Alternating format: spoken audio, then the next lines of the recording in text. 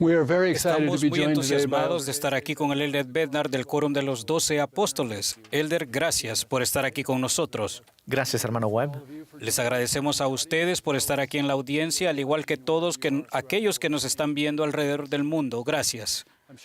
Estoy seguro de que habrán notado que este formato es algo diferente al de las veladas tradicionales. Años atrás, el Elder Bednar nos recordó que enseñar no es solo hablar, sino que además incluye el escuchar, observar y discernir. Y ciertamente incluye invitar al Espíritu Santo a que nos enseñe. Así que en ese espíritu queremos que el formato sea diferente e invitar ese tipo de experiencia e interacción con ustedes esta noche. Por ello, nos gustaría invitarles a que todos tengan una oración en su corazón para invitar al Espíritu Santo a enseñarnos y aprender juntos. Una vez más, gracias. Bueno, vamos directo al grano. Tenemos una serie de preguntas que el Elder Bednar responderá y quizás él haga algunas preguntas para ustedes. Deseamos comenzar preguntándole acerca de la revelación personal. El presidente Nelson nos ha enseñado en cuanto a la importancia de la revelación personal y deseamos preguntarle qué podría agregar usted a eso, qué querría enseñarnos sobre lo que ha aprendido como apóstol y en sus experiencias en cuanto a la revelación personal. Lo primero que me viene a la mente es que a menudo nosotros mismos complicamos el recibir revelación personal. Lo que quiero decir con esto es que una de las promesas del convenio es que al honrar nuestros convenios podemos tener siempre al Espíritu Santo como nuestro compañero constante. Pero nosotros hablamos de ello y nos referimos a esto como si el escuchar la voz del Señor por medio de su Espíritu fuese un evento ocasional. Y eso me resulta algo extraño. Es como que tengo que cumplir con estos 4 pasos.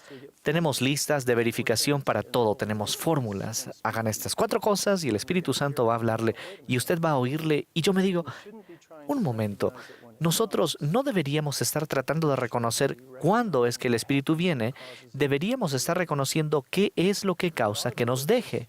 Debería estar con nosotros todo el tiempo, no en cada nanosegundo, pero si una persona está haciendo su mejor esfuerzo, no tienen que ser perfectos, pero si ustedes y yo estamos dando nuestro mejor esfuerzo y no cometemos transgresiones graves, entonces podemos contar con que el Espíritu Santo estará guiándonos.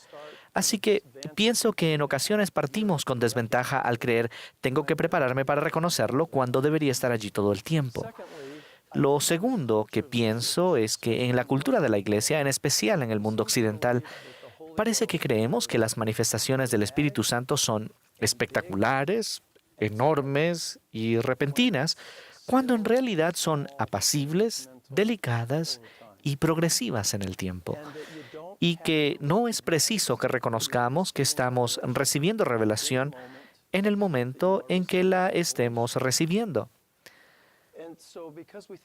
Pero por pensar que tiene que ser algo grande y que tengo que darme cuenta en el acto, es por lo que tenemos todas estas cosas que yo creo que son justamente lo opuesto de lo que realmente ocurre cuando recibimos revelación. Pienso que Nefi es el ejemplo perfecto de este modelo. Él iba guiado por el Espíritu sin saber de antemano lo que tendría que hacer. Lo que me llama la atención acerca de esta experiencia es que él está escribiendo esto después de que ha sucedido. Él tiene que mirar atrás y reflexionar sobre su experiencia. Y no es que quiera usar un lenguaje coloquial, pero en el modo de hablar de hoy en día, pienso que él está diciendo, no tenía la menor idea de cómo iban a salir las cosas. Pero él va. Y al ir, va siendo guiado, pero no estoy seguro de que él lo haya sabido a cada instante mientras iba avanzando. Y la razón por la que este relato se halla al comienzo del Libro de Mormón es para que cada uno de nosotros lo lea 48 millones de veces en su vida. Está antes de los capítulos de Isaías y creo que eso puede ser intencional porque llegas a esa parte y te quedas atascado y regresas al principio y lo vuelves a leer una y otra vez. Pero nunca hacemos la conexión de que así como le sucedió a él, probablemente sea como deba funcionar para nosotros. Conozco a miembros de la iglesia que están aterrorizados. Voy a cometer un error. ¿Cometió Nefi un error la primera vez cuando echaron suertes? Eso no les funcionó. Pero vaya que aprendió una lección y su familia Tampoco les funcionó el ofrecer su oro y todas sus posesiones, pero aprendieron una lección. De modo que no tiene que ser algo grande, espectacular, rápido, inmediato y que funcione todas las veces. Pero, de alguna manera, hemos llegado a esa conclusión y pienso que ese modo de pensar nos perjudica.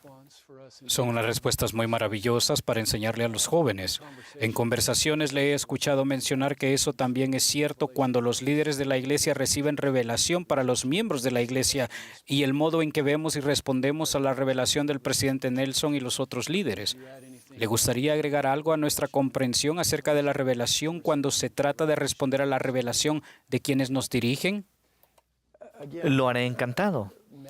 Hay muchos miembros de la iglesia que hablan de cuánta revelación se ha recibido desde que el presidente Nelson llegó a ser el presidente de la iglesia. De nuevo, y espero que nada de esto suene sarcástico, pero gracias al cielo, porque no tuvimos mucha con el presidente Monson y no tuvimos mucha con el presidente Hinckley. Las cosas que están saliendo a luz hoy en día se han venido trabajando por años y décadas. Pienso que para la gente de nuestra edad, los que son tan viejos como yo, la ilustración perfecta de esto sea el presidente McKay en la década de 1950, cuando él resaltaba la importancia de la familia.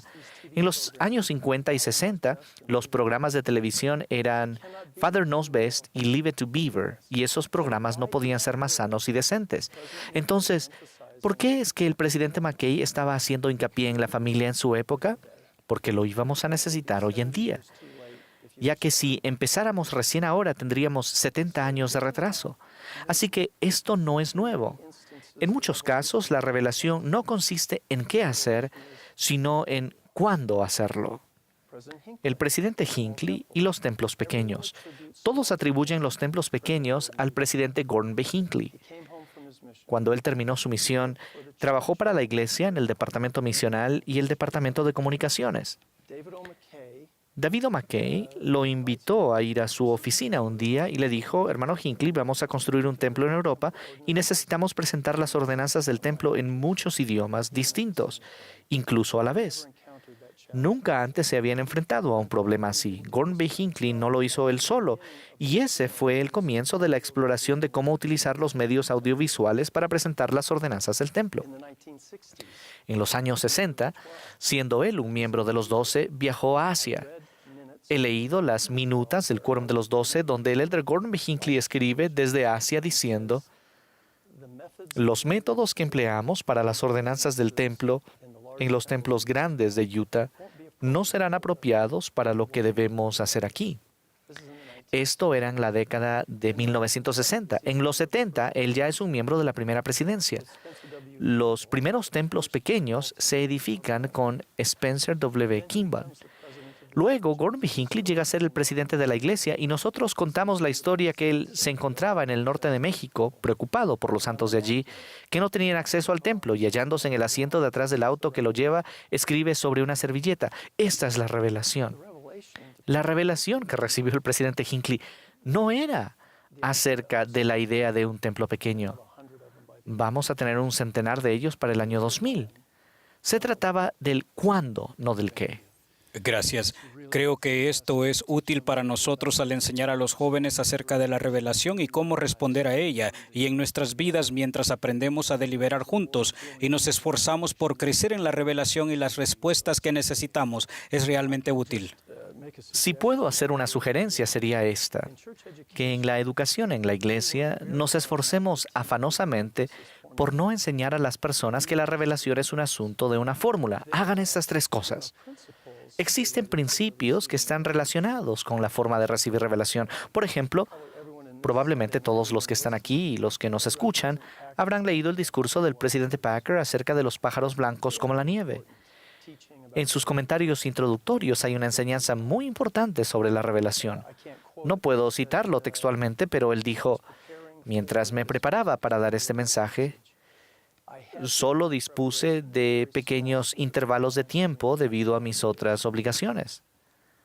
Y dijo: uno de los pasos que di en mi preparación fue venir al campus universitario y caminar por aquí. Fui al edificio Maser de BYU y estuve allí porque allí estaba el auditorio donde él iba a dar su mensaje. Y él dijo, Harold B. Lee enseñó que se reconoce más fácilmente la revelación cuando uno está en el sitio relacionado con la necesidad de la revelación. Y entonces simplemente dijo, el presidente Lee tenía razón. Y bien, lo que él nos está diciendo es que si voy a dar un discurso en este campus, resulta de provecho el estar en el sitio, meditando, orando y pidiendo ayuda. Y eso tiene enormes implicaciones hoy en día en el ámbito de la administración. Todos piensan que con enviar un mensaje de texto es suficiente. Hay ocasiones en las que es necesario estar en el hogar de las personas y mirarlas a los ojos, porque ustedes van a recibir impresiones e inspiración en ese hogar que nunca recibirían de otra forma. Eso es genial. Eso me lleva a pensar en otras implicaciones cuando nos estamos preparando como maestros y oramos por los alumnos a los que enseñamos. Quizá podamos interactuar con sus nombres en nuestra mente o al preparar una lección y buscar la inspiración para ellos y ministrarles al igual. Además, muchas veces habrá una repentina corriente de inspiración y un nombre les vendrá a la mente. O quizás incluso vean un rostro conocido. Yo diría que cuando llega repentinamente, se trata exactamente de lo que el profeta José Smith dijo, una repentina corriente de inteligencia. Y esas son bastante extraordinarias. Gracias. Eso me lleva a otro grupo de preguntas. ¿Está bien si pasamos a otro tema? No, deseo hacerles una pregunta. Bien, perfecto. Antes de que continuemos, permítanme saber si algo de lo que dije ha resultado confuso o necesita más aclaración. ¿Qué fue lo que escucharon y qué es lo que se dijo?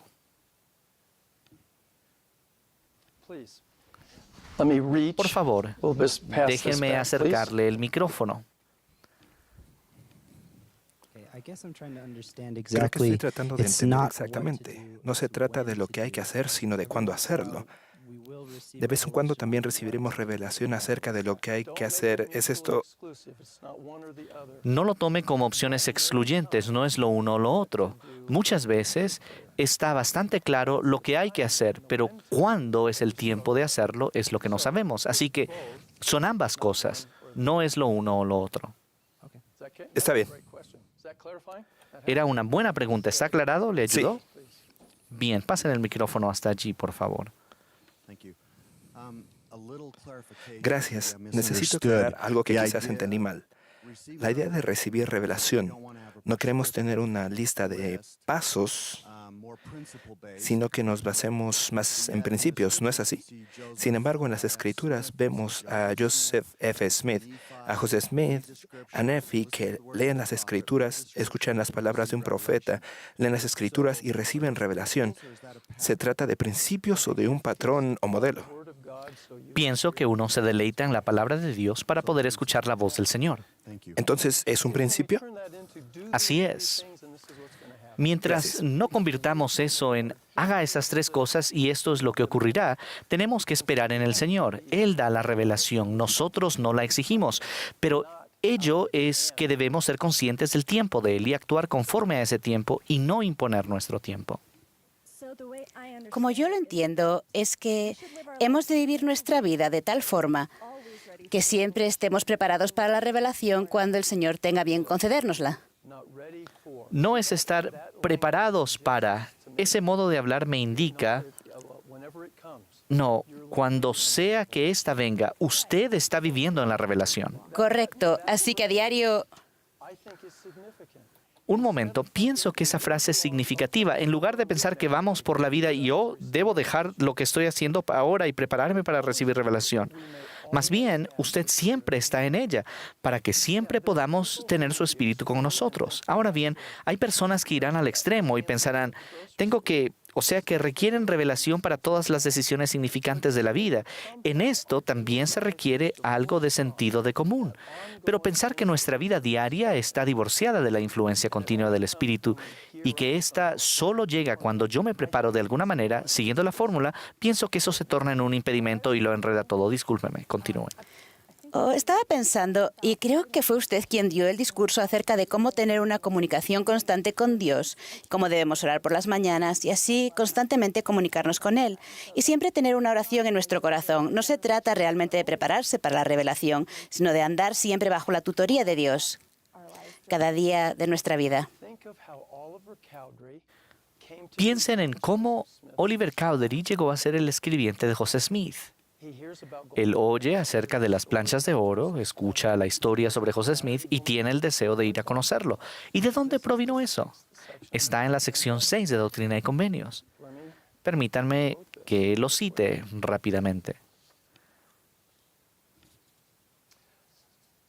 De nuevo, observo que esto está en la sección 6 de Doctrina y Convenios. Lo de Nefi está en el capítulo 4 del Libro de Mormón. Creo que hay una razón por la que ambas enseñanzas se encuentran al comienzo de estos libros.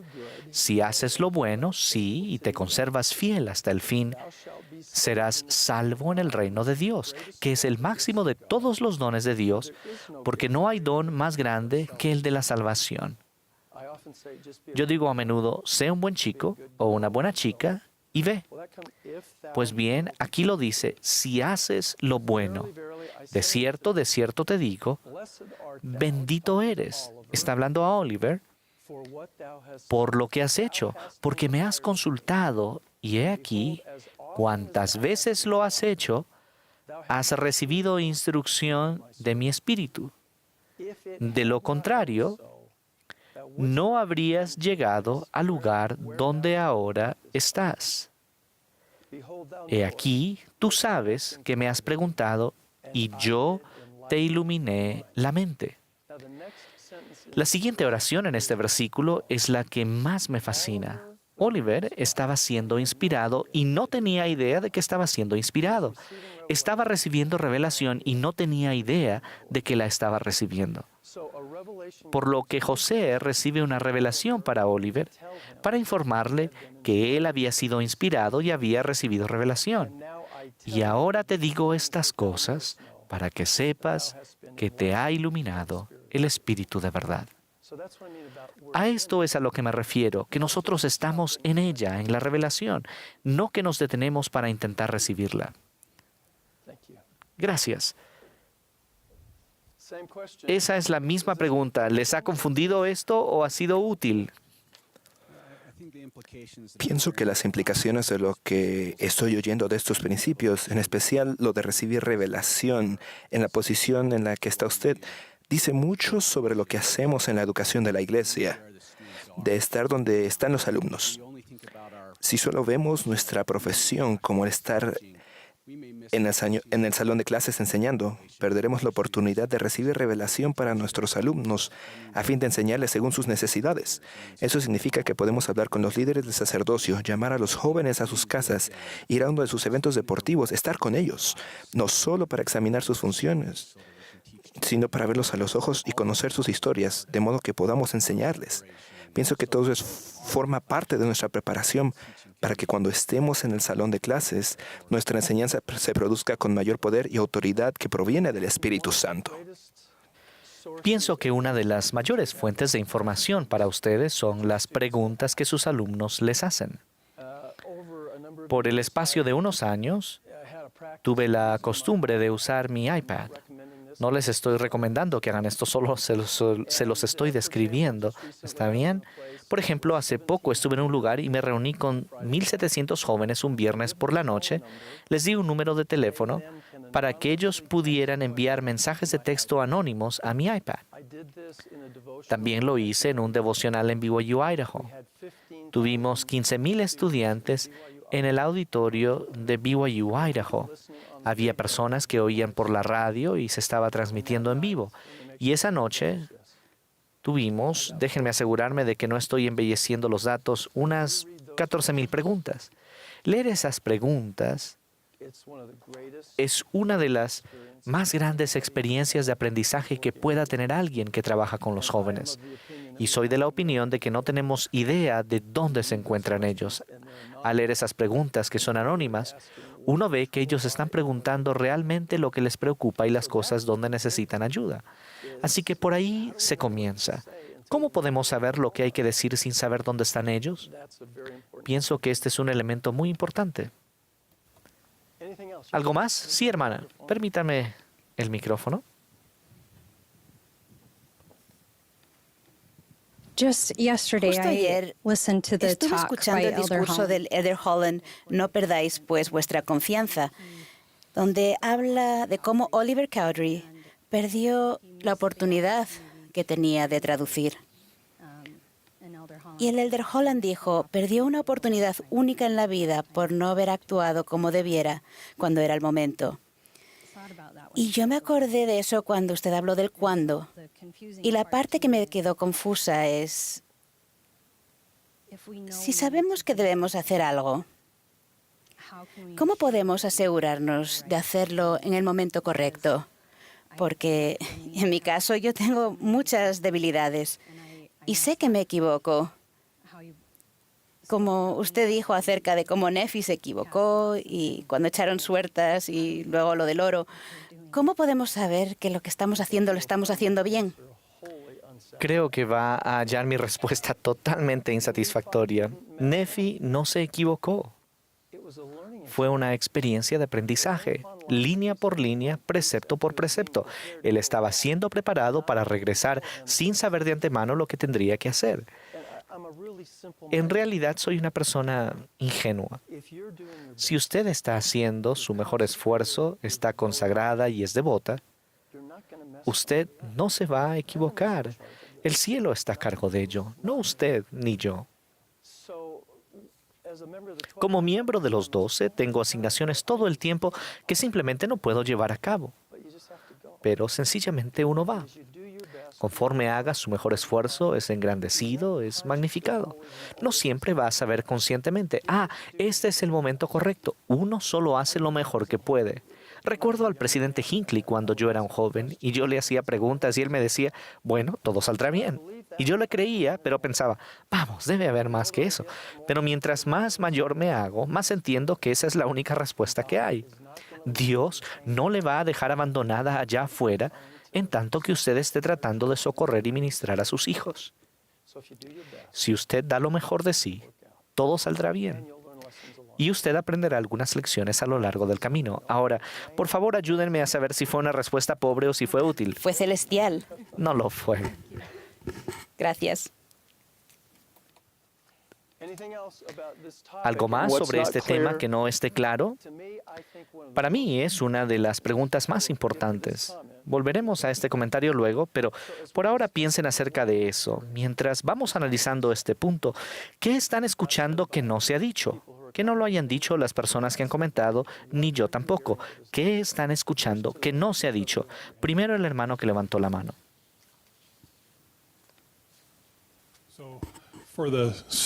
Es en cuanto a los alumnos. Estoy pensando cómo voy a enseñar eso a un alumno, lo de estar siempre en ello y tener revelación, un flujo constante en sus vidas. Y estaba pensando que estuve enseñando hace unas pocas horas y lo hice todo mal. Y estoy tratando de... Bueno, me alegro de que lleguemos aquí a tiempo. Enseñé primer Nefi 11 y expliqué ese proceso de revelación por el que pasó Nefi. Y ahora quisiera volver y enseñarlo de otra forma. Pero desde la perspectiva de los alumnos, ¿cómo enseñarles que ellos necesitan andar constantemente en ese modo de revelación? O sea, ¿cómo enseñarles eso a ellos que se sienten ineptos o insuficientes, sabiendo que quizás se van a sentir abrumados? ¿Y qué piensa usted?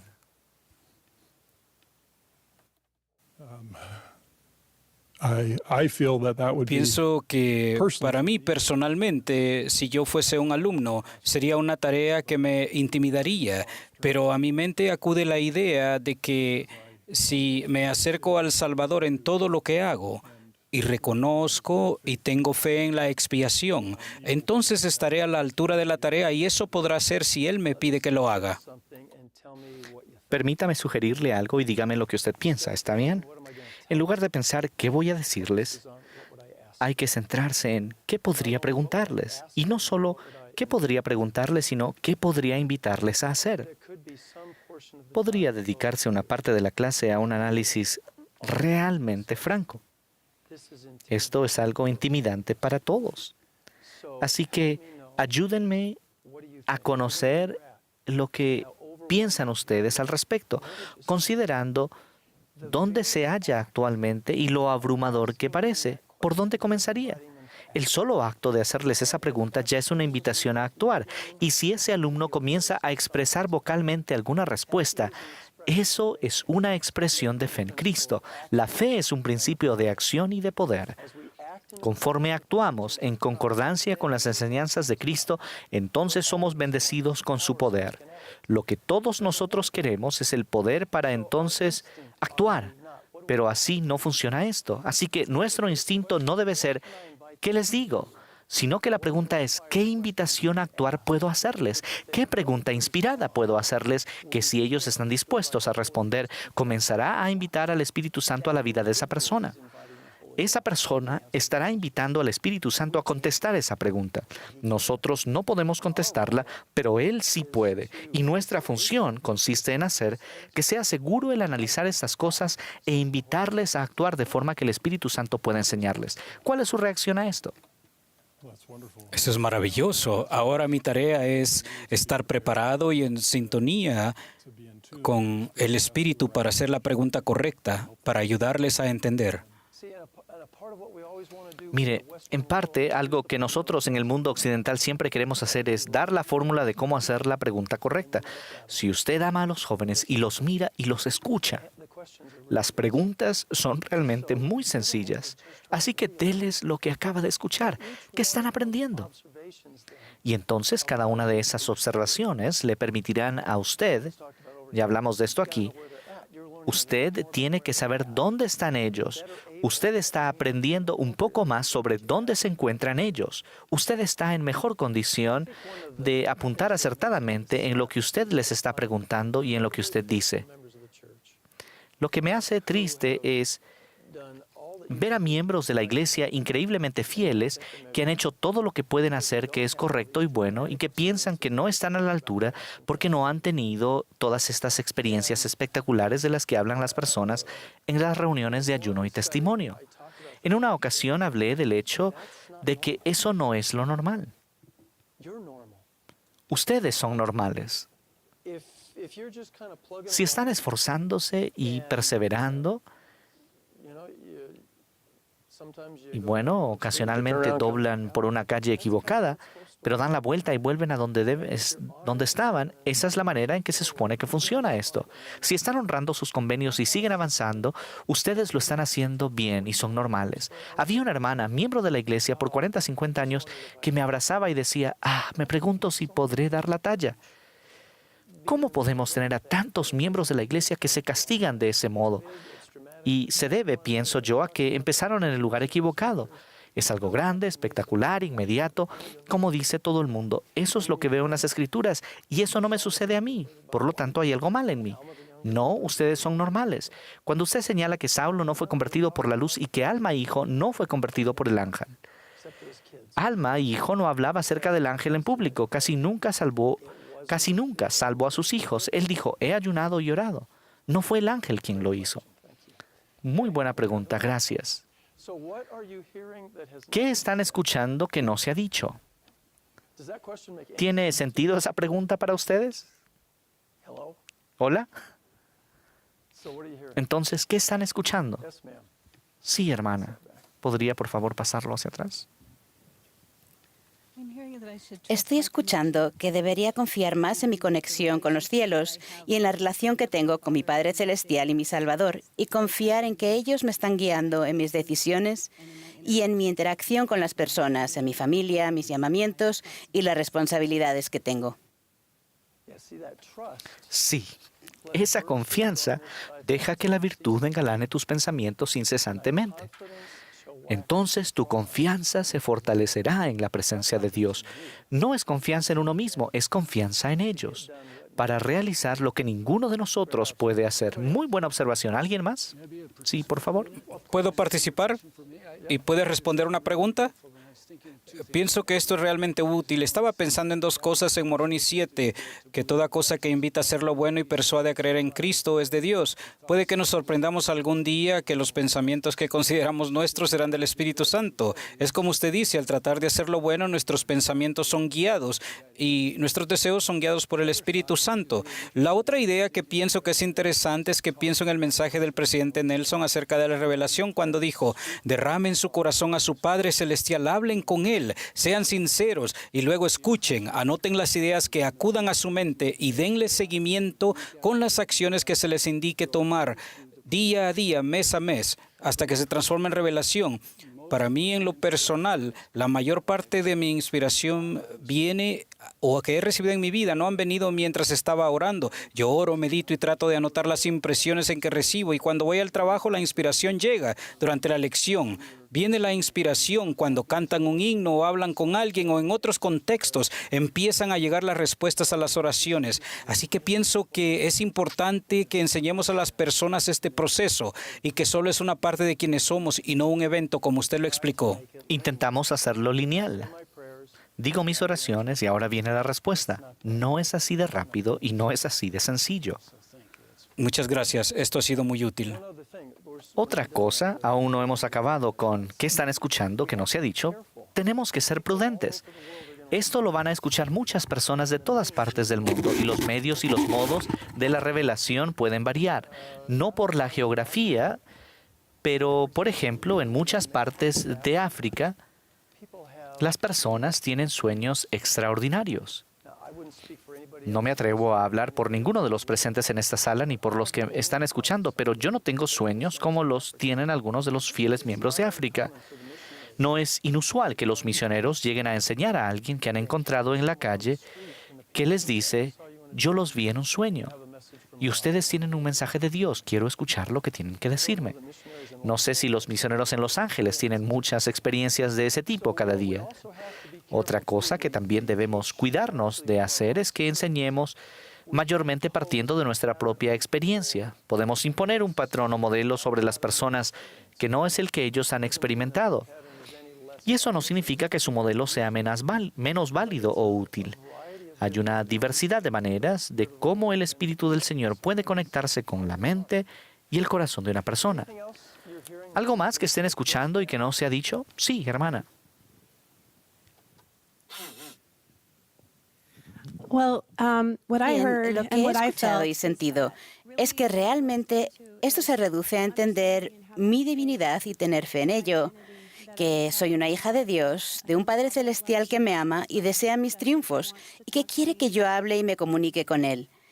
Y pienso que nuestros jóvenes, especialmente si pueden entender quiénes son y de quién son, del Padre Celestial, que podemos tener el Espíritu siempre con nosotros y la revelación. Él desea comunicarse con nosotros, y si nos esforzamos por hacer el bien y ser buenos, nos acercamos a Él y Él siempre estará ahí. Muchas gracias. ¿Alguien más? Sí, señor. Gracias.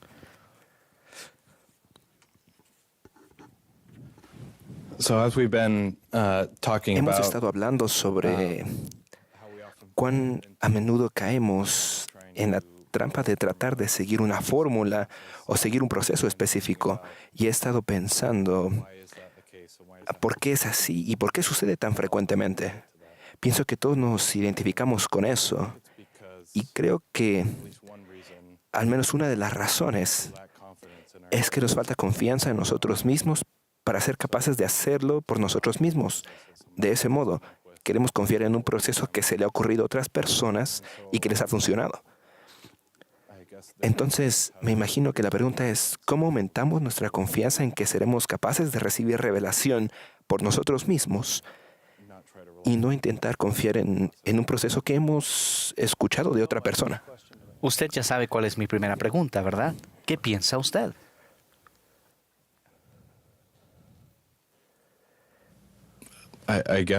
Creo que la manera en que he aumentado mi confianza ha sido por la experiencia. Pero pienso que es algo difícil en esta situación, porque si no tienes esas experiencias a menudo, no tienes la posibilidad de edificar esa confianza. Bien, permítame leer una cita.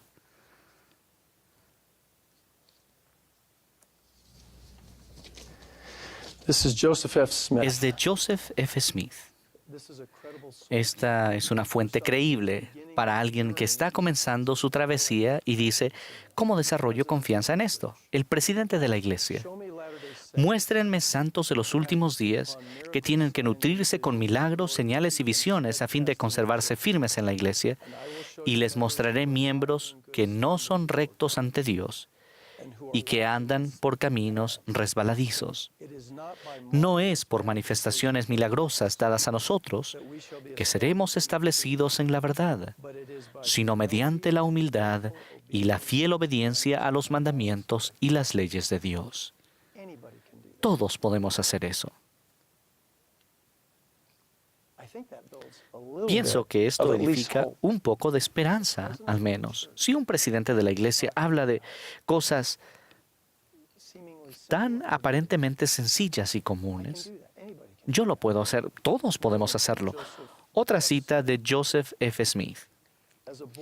En los años de mi juventud, con frecuencia iba y le pedía al Señor que me manifestara alguna cosa maravillosa a fin de recibir un testimonio. Pero el Señor no me concedió milagros, sino que me mostró la verdad línea por línea, hasta que me hizo saber la verdad desde el tope de la cabeza hasta la planta de los pies, y hasta que se borraron completamente de mí las dudas y el temor.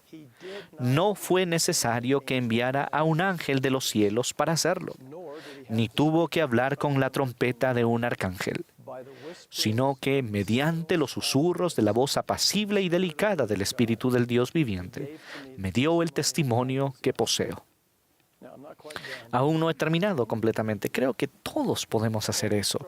Toda persona joven que esté debatiéndose, cualquiera de nosotros que esté luchando, puede seguir los primeros pasos y hacer lo que Joseph F. Smith hizo. Es por medio de ese principio y de ese poder que dará a todos los hijos de los hombres un conocimiento de la verdad que permanecerá con ellos y los hará conocer la verdad como Dios la conoce y cumplir con la voluntad del Padre como la hace Cristo. Ningún número de manifestaciones maravillosas podrá jamás lograr eso. ¿Tiene sentido? ¿Le parece que ayuda? Sí, claro. Pienso que tenemos mucha gente en la iglesia que quieren ver una luz en el camino a Damasco y entonces creerán. ¿De veras? ¿Estaba Pablo o Saulo en condiciones de reconocer la voz suave y apacible? A él tuvieron que darle una bofetada espiritual. Si yo pudiera ver a un ángel del modo en que Alma, hijo, lo vio, ¿de veras? ¿Eso es lo que usted quiere? No creo que Alma estuviera en condiciones de recibir la voz suave y apacible. Y Joseph F. Smith dice, no es el ángel, no es la luz, es la voz apacible y delicada. Solo vayan y hagan. Ahora bien, el punto que quiero dejar en claro es que si no estamos guardando los mandamientos, entonces no podremos tener esa confianza y no tendremos la compañía del Espíritu. Y hay jóvenes que necesitan arrepentirse y hay jóvenes que son tan duros consigo mismos que nunca creen ser lo suficientemente buenos. Ustedes no tienen que ser perfectos, solo tienen que ser buenos, hacer su mejor esfuerzo y seguir avanzando. Ayúdenme a ver si esto lo aclaró del todo. Sí, así es. Gracias. ¿Qué aprendió de lo que acabamos de hacer? ¿Qué aprendí de lo que acabamos de hacer? Aprendí que no es un asunto de magnitud o de cuán fuerte puede ser un sentimiento que tenga o cuán impresionante es o grandioso o como quiera describirlo, sino que es un asunto de cosas pequeñas y sencillas que se acumulan en el transcurso del tiempo y que algo así no puede ser sustituido por ninguna experiencia múltiple o grande, si lo llamamos de ese modo. ¿Y qué aprendió sobre cómo se puede ayudar a un joven a iniciar esa travesía? Ese era realmente el fondo de la pregunta que usted planteó.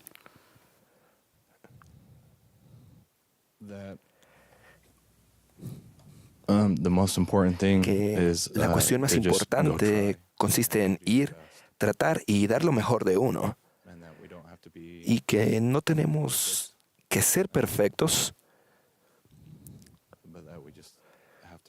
solo tenemos que tratar, y que si se da ese primer paso, se continuará edificando sobre eso, pero si espera hasta que se sienta que está preparado, nunca va a sentir que está preparado.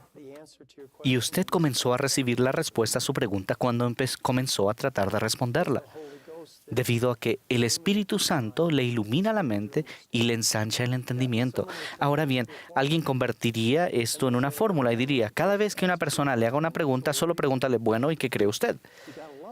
Usted tiene que amarlos y tiene que estar preocupado genuinamente. Eso puede funcionar con usted, pero puede que no funcionara con otra persona. Por lo tanto, no lo conviertan en fórmula. Usted debe estar abierto a una amplia gama de cosas con las que puede invitar y atraer a alguien a hacer para que puedan actuar y aprender por sí mismos. Excelente pregunta. Ahora, ¿qué desea hacer? Yo tengo algunas preguntas más, si está bien con usted. Está bien. Deseo hacer un rápido comentario editorial. Estoy pensando en nuestros maestros, porque lo que acabamos de aprender es extraordinariamente útil. Sé que se nos ha advertido que no convirtamos esto en una fórmula, pero detrás de esto hay un principio que es el estar centrados en los alumnos y en su progreso, y no solo en lo que nosotros decimos, ¿verdad? Y aun cuando no queremos fórmulas, espero que presten atención al modelo y a los principios que están detrás del modelo y lo que significa estar centrado en los alumnos y no en lo que decimos. En todo caso, gracias por enseñarnos. Si ustedes aman a sus alumnos y están tratando realmente de hacer lo que el cielo desea, serán guiados de la manera más sencilla. Las preguntas no son complicadas. Ustedes están tratando de averiguar dónde están ellos porque realmente se preocupan. De hecho, mi pregunta realmente surge de eso. Usted ha hablado y escrito mucho acerca de centrarse en los alumnos y en su progreso. Y me preguntaba si hay más que usted quisiera enseñarnos acerca de cómo invitar al Espíritu Santo a este proceso y cómo enseñar para que haya aprendizaje y no sencillamente para decir algo. Bien, nombrad de entre vosotros a un maestro, y no tomen todos la palabra al mismo tiempo, sino hable uno a la vez, y escuchen todos lo que él dijere, para que cuando todos hayan hablado, todos sean edificados de todos, y cada hombre tenga igual privilegio. Nombrad de entre vosotros a un maestro. Esto es, y no estoy sugiriendo que esto sea lo que significa la frase, pero es algo para pensar al respecto. Nosotros no somos los maestros, el Espíritu Santo es el maestro. Esta es una admonición a que nombremos al Espíritu Santo para ser el maestro. Y un patrón o modelo, y no es el único, pero un patrón, es que hable uno a la vez y que todos escuchen lo que él dijere. Eso suena tan simple que puede parecer hasta fácil. No es como un programa de debates en televisión. ¿Qué opina usted? Si las personas se sienten seguras y pueden expresar algunas de sus preguntas y las cosas de las que no están seguras, no estarán aprendiendo de los demás en el salón, pero estarán participando en una expresión colectiva de fe en el Señor Jesucristo, en tanto que cada quien está pidiendo, buscando y llamando. En ese ejercicio de fe individual y colectivo, nosotros invitamos.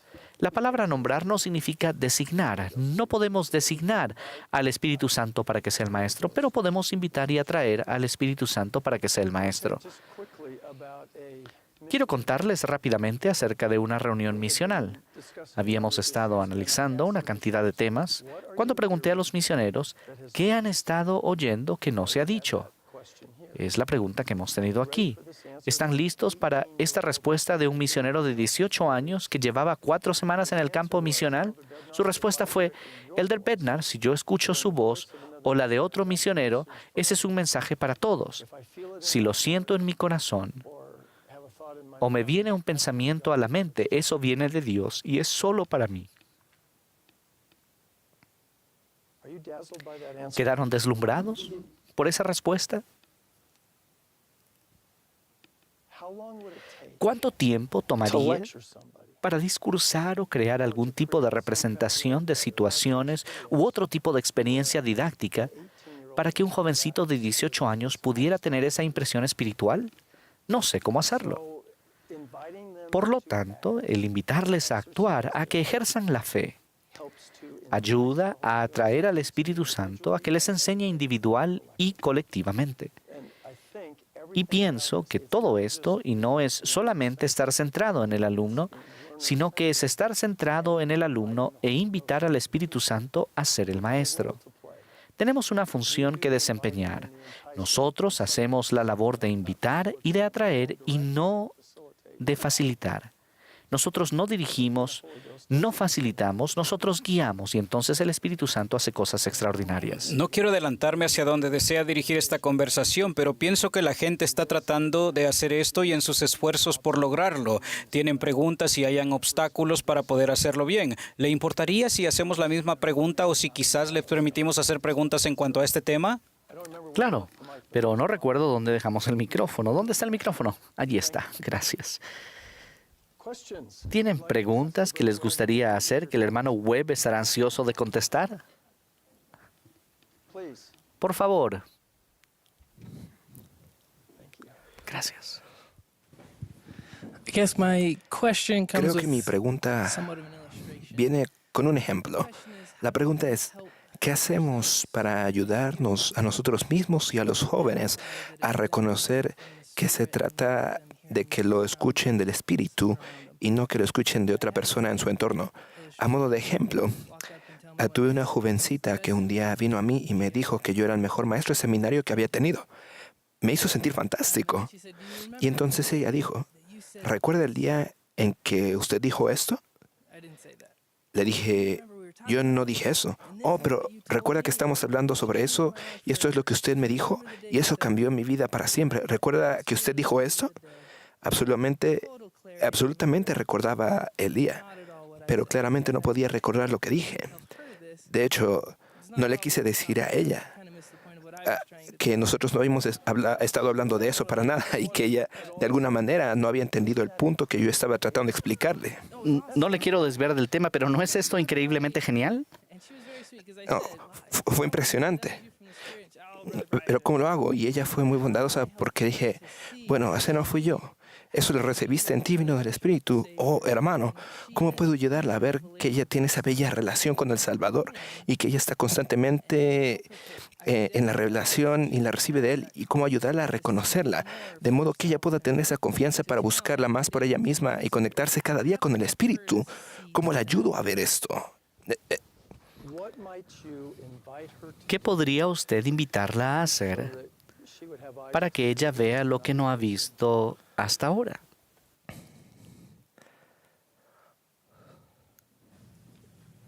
Something that helps me, perhaps pondering, Quizás reflecting, algunas de las writing cosas que me down. ayudan a mí, meditar, reflexionar, anotar a fin de poder reconocer la experiencia.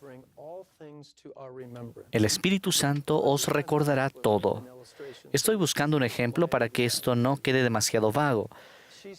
Ella tuvo esa experiencia extraordinaria de escuchar algo que ciertamente no se había dicho. Y usted la ayudó a reconocerla.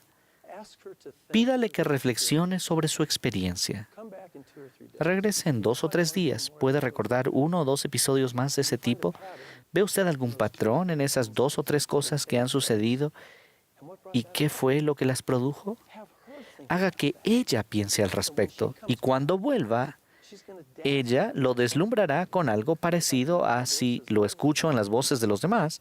Ese es un mensaje para todos, pero si solo es para mí, eso proviene de Dios para mí personalmente. Entiendo que tenemos una amplia gama de jóvenes que tienen desafíos y problemas diferentes, pero debemos tener la expectativa de que ellos sean lo que nosotros les decimos que son, y debemos invitarles a actuar, y les asombrará ver lo que harán. No conozco a esta chica, no la he visto, no sé si esta es la pregunta correcta, pero es un ejemplo de cómo pensar primero en qué la invitaré a hacer para que pueda aprender lo que debe aprender, en vez de pensar cómo puedo ayudarla o qué le puedo decir. Ahora, en su rostro hay una expresión de, Estoy viendo las caras de otros alumnos y ahora usted me ha puesto a pensar. Sabe que yo no soy el que lo he puesto a pensar. Buen punto. ¿Podría detenerse un segundo? ¿Qué le está sucediendo ahora mismo mientras está pensando acerca de esto? A falta de una palabra mejor, digamos que me estoy marinando en el espíritu. Y usted me tiene... Ahora estoy participando de un momento en el que estoy pensando con más profundidad y el espíritu me está dando impresiones y espero que pueda verla a los ojos cuando llegue el momento, con esa alumna o con otro alumno, y podamos participar en un proceso en el cual ella entonces reconozca que es el espíritu que le está comunicando impresiones. Bien, muchas gracias. ¿Alguien más? Ustedes tienen miedo de hacerme preguntas porque piensan que voy a devolvérselas a ustedes. Sí. Hoy hemos hablado bastante sobre escuchar, observar y ese tipo de cosas. Creo que somos bastante buenos para ver y oír, pero no lo somos tanto para observar y escuchar. Así que me gustaría más luz al respecto. Incluso no sé si hay capacitación sobre eso. Decimos que uno debe escuchar, pero no hablamos mucho sobre cómo escuchar y hacerlo. ¿Pudiera ayudarnos a comprender o quizás aprender a escuchar y observar mejor para que podamos ver a las personas y hacer lo que está ocurriendo aquí? La respuesta es no, no puedo. Pero puedo decirle cómo puede aprenderlo. Le voy a recomendar que se consiga un ejemplar del Libro de Mormón, un ejemplar económico de tapa blanda, y lo lea de principio a fin. No haga una búsqueda en computador, pero busque cada instancia de ojos para ver y oídos para oír. Y hágalo luego en Doctrina y Convenios, y hágalo en el Nuevo Testamento. Hágalo en todos ellos. No hay palabras que describan lo que voy a tratar de describir. A medida que usted acuda a las Escrituras, como agente, pidiendo, buscando y llamando. Y la pregunta que tiene es, ¿cómo puedo ver lo que usualmente no veo? ¿Cómo escuchar lo que usualmente no escucho? Y acude a las Escrituras con esas preguntas. El Espíritu Santo será su mentor personal y le proporcionará la respuesta a su pregunta. Yo no puedo dársela. Puedo utilizar palabras como solo tiene que amarlos realmente. Y usted ya sabe eso. Pero conforme haga esto en las Escrituras, el Espíritu Santo le enseñará individualmente, en privado, personalmente, lo que esa respuesta sea para usted. Así que no le puedo decir la respuesta, pero así es como puede conseguir la respuesta. ¿Contesta eso su pregunta? Probablemente es mejor que la respuesta. Así que gracias por invitarme a actuar. Gracias. Mire, su comentario me hizo recordar un episodio con mi esposa. Susan es, siempre lo ha sido, la mejor maestra visitante en la historia de la iglesia. Nunca ha habido nadie que lo haya hecho de la forma que ella lo hace. Es asombrosa. Cuando el presidente Nelson habló de ser de más elevada y santa, ella lo escuchó y deseó saber lo que era eso. Se habló ahora de simplificar. ¿Están listos para oír esto? Ella dijo, David, he estado pensando y orando al respecto y he llegado a una conclusión sorprendente. No podré ministrar hasta que las personas a las que se supone que debo ministrar me digan lo que significa para ellas de una manera más elevada y santa. Así que la inspiración para ella consistió en ir a las hermanas, algunas de las cuales las había estado visitando por mucho tiempo, y les dijo, ¿qué significa para ti que la administración será ahora más elevada y santa? Ahora bien, esa es la pregunta más sencilla que se podría hacer. Es la más obvia, pero nadie la hace. Por lo cual es necesario que esté inspirado para poder hacerla. Las respuestas que recibió de las hermanas que ella conocía la dejaron asombrada. Por ejemplo, una hermana cuyo esposo no la apoya como miembro de la iglesia le dijo, necesito estar con otras mujeres que creen lo que yo creo. ¿Podrían tú y tu compañera podrían hallar tiempo en su horario para ir conmigo al templo una vez al mes o quizás más? Lo necesito. Luego podríamos ir a comer y charlar simplemente. Y si tomáramos un discurso, ahora bien, estas ideas provienen de la persona, no es que mi esposa estaba diciéndole a ella lo que vamos a hacer. La hermana le está diciendo lo que significa para ella más elevada y santa. Y la hermana dijo, ¿qué tal si escogemos un discurso de la conferencia general cada mes y luego salimos otro día a comer y hablamos sobre el discurso de la conferencia? Y Susan comenta, ¿qué es lo que hice mal para que ella nunca antes me dijera eso? ¿Pueden verlo? ¿Qué hice mal? Tú no has hecho nada mal, pero ahora la administración es más elevada y santa. Los ojos se han abierto para verlo diferente. Es realmente sencillo y lo que intentamos la mayoría de las veces es complicarlo. ¿Alguien más? En cuanto a esto, bien. Bueno, ya estamos llegando de hecho al final de nuestro tiempo juntos, así que ¿Algún asunto final que usted desee resaltar? ¿Algo que desee corregir? No, solo que creo que puedo hablar por todos nosotros, lo amamos y lo sostenemos y le estamos muy agradecidos por lo que nos ha enseñado hoy y por la invitación del Espíritu Santo a enseñarnos y a actuar conforme a las cosas que hemos oído, así que muchísimas gracias. Deseamos darle los últimos minutos, todo el tiempo que desee para compartir cualquier cosa que crea que debe compartir, así como su testimonio. Bien, la primera cosa que me viene a la mente para todos los que escuchen esta velada con una autoridad general es que los amo. Amo lo que son, amo lo que están esforzándose por llegar a ser, amo lo que hacen. Todos nosotros podemos mejorar, pero yo les doy las gracias. El vivir en la tierra, en esta época de la dispensación del cumplimiento de los tiempos, es la bendición de toda una vida. Les doy las gracias en nombre de la primera presidencia y del quórum de los 12, así como de la mesa directiva de educación de la iglesia. Gracias. Hace unos años, cuando estaba en Rexburg, vinieron el presidente Hinckley y la hermana Hinckley. Tuvimos una cena para expresar gratitud a las personas que patrocinaban a la universidad. Yo me hallaba sentado al lado del presidente Hinckley y conversábamos acerca de su horario y todos los discursos que tenía que preparar. Hubo un momento en que yo tenía las manos sobre la mesa y de repente él me dio una palmadita sobre la mano y dijo, David, esta es la época más grandiosa en la historia de la iglesia restaurada. David, no era mejor en los días de José. No fue mejor en los días de Brigham. Nunca antes la iglesia ha sido tan bien vista, tan reconocida en el mundo como lo es hoy en día. David, nunca antes hemos tenido los recursos para llevar adelante esta obra en todo el mundo.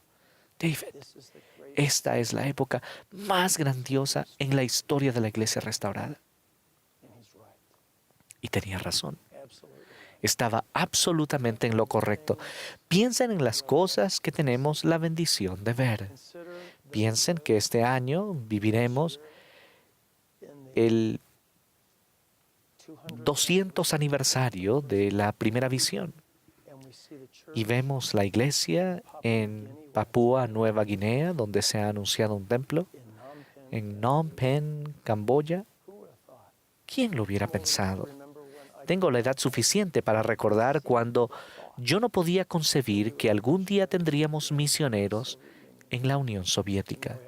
Y ahora tenemos un templo en Ucrania y tenemos misioneros en países que anteriormente eran comunistas. Esta es la época más grandiosa en la historia de la iglesia restaurada. Y nosotros tenemos una responsabilidad particular en este día. No hay una manera elegante de decir esto. Cuando era presidente de BYU Idaho, teníamos un devocional cada martes. Cada uno de los discursantes comenzaba su mensaje diciendo, ustedes son la generación más grandiosa. Ustedes han sido reservados para este día. Lo he escuchado tantas veces hasta ahora que ya estoy cansado de oírlo. Así es. En Arkansas, donde viví por mucho tiempo, hay un dicho que dice, cuando recoges una vara por un extremo, también estás recogiendo el otro extremo. Si ellos han sido reservados para este día, es porque tienen mucho que hacer y nosotros tenemos la función de ayudarles a prepararse para ello. Y tenemos mucho que hacer y tenemos que estar preparados para ello. Esta es la época más grandiosa en la historia de la Iglesia restaurada, de la más grande oposición y de las oportunidades más notables. Los amo porque tenemos la oportunidad de servir juntos, dar testimonio, ministrar y socorrer.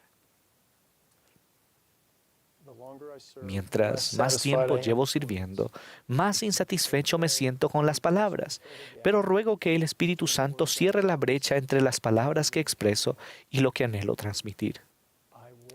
Testifico que el Padre y el Hijo se aparecieron a José Smith hace 200 años. Testifico que el Padre es nuestro Padre y que Él es el autor del plan de felicidad.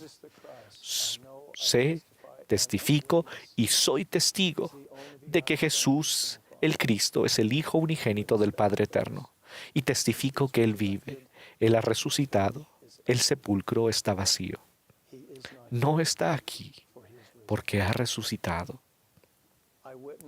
Doy testimonio de que mediante el profeta José Smith se ha restaurado en la tierra la autoridad y las llaves del sacerdocio, y que la aparición del Padre y del Hijo dio inicio a la restauración del Evangelio, y testifico que la restauración está en curso. Mis queridos hermanos y hermanas, doy testimonio de que todas estas cosas son verdaderas, donde quiera que estén en el mundo. Invoco esta bendición sobre ustedes, que en su deseo de servir sean magnificados y agrandados, que sean iluminados y fortalecidos en sus facultades, y que su capacidad sea enriquecida. Eso bendecirá sus vidas personales, las de su familia, y las de aquellos a quienes sirven ahora y por siempre. Declaro ese testimonio y expreso mi amor por ustedes en el sagrado nombre del Señor Jesucristo. Amén.